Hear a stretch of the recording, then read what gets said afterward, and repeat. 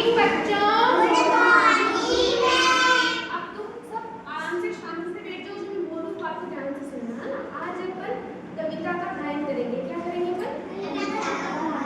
गायन और नृत्य।